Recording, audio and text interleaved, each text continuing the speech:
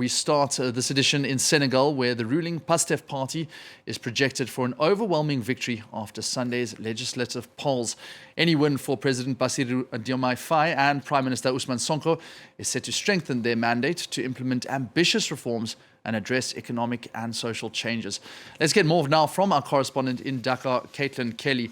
Caitlin, we joined you throughout yesterday, throughout Sunday, to go over these results. They weren't in yet. Have we got anything more? What's the latest?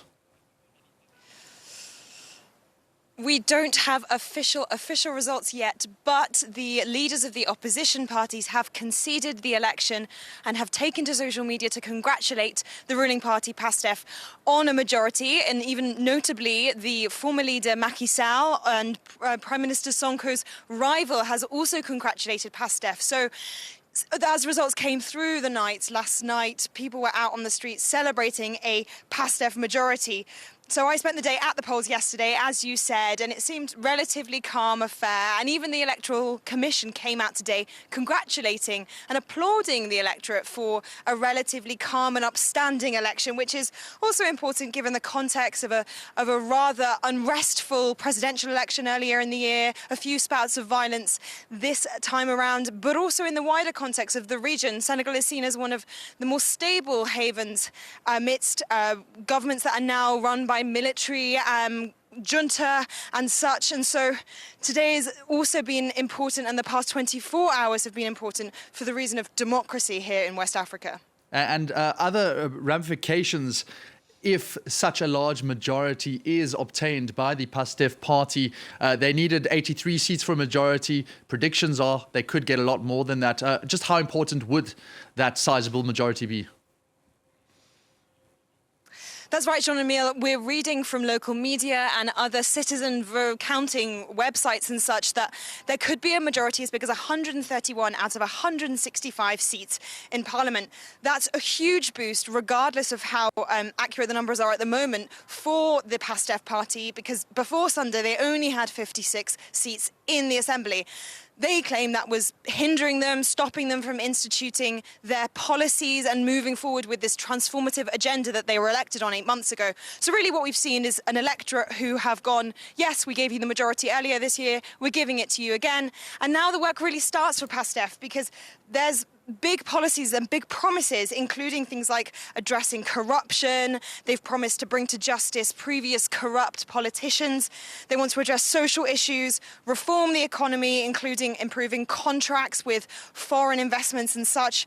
And overall, they want to have what they call an Afrocentric agenda. So earlier, I spoke to some Senegalese who told me that they're growing impatient for these changes. Here in Senegal, there's huge inflation, debt and unemployment. And so let's take a closer look at some of the new challenges that these elected deputies will have to address.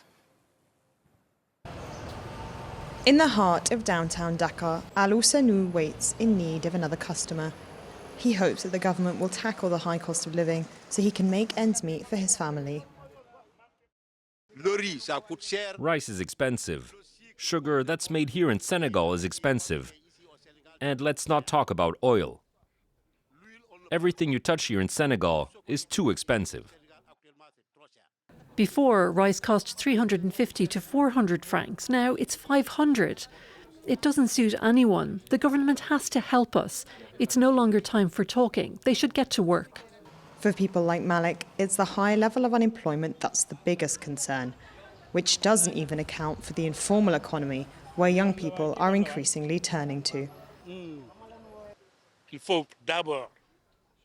We must first find employment for the people who are ready to work, because in Senegal we have the human resources and there are enough young people.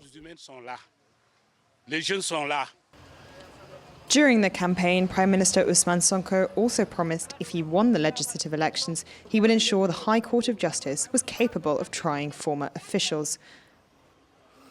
There has been a lot of embezzlement. Sonko must investigate the deputies, the ministers, and all those suspected of theft.